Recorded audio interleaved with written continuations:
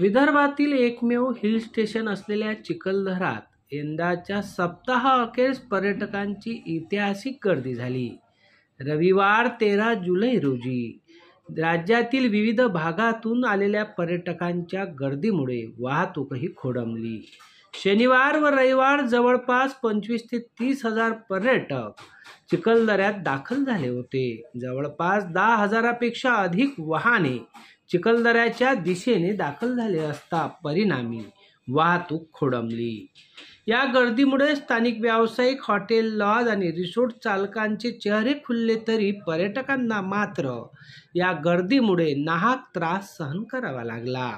वाहतुकीची कोंडी होऊ नये याकरता प्रशासनाने धामणगाव गडीमार्गे चिखलदरा जाताना तर परतीच्या प्रवासासाठी घटांग मार्ग निश्चित केला असतानाही मोठ्या प्रमाणात पर्यटकांच्या वाहनांची कोंडी निर्माण झाली.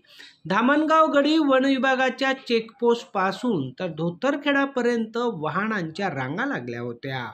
चिखलदऱ्याच्या घाटावरही मोठ्या प्रमाणात वाहन असल्याने चिखलदऱ्याच्या 8ही पॉइंटवर मोठ्या प्रमाणात गर्दी झाली होती.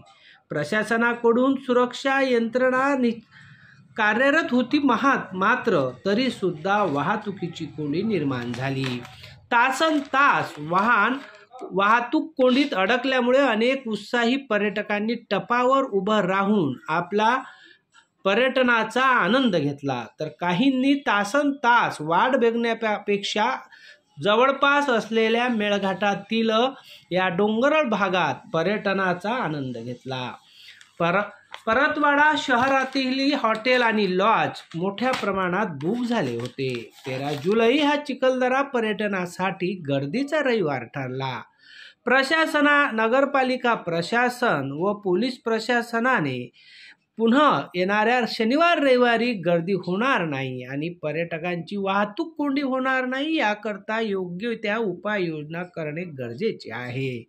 धामणगाव गडी वन विभागाच्या चेकपोस्टवरच 10 मिनिटांनी वाहन थांबवत ते वाहन सोडणे गरजेचे असल्याचे काही लोकांनी म्हटले आहे, जेणेकरून वर गर्दी होणार नाही आणि पर्यटक निश्चित पर्यटनाचा आनंद घेतील. मात्र बरेचदा वाहतूक पोलीस कर्मचाऱ्यांवरही प्रश्नचिन्ह निर्माण करण्यात येत आहेत की ओळखीच्या वाहनांना परत येताना धामणगाव गडी मार्गे सोडल्या जाते आणि नेमकी त्याचमुळे वाहतूक कोंडी निर्माण होत असल्याचं म्हटलं जात आहे. सानू खानसह जितेंद्र रोडे, अध्ययन समाचार लाईव्ह, परतवाडा.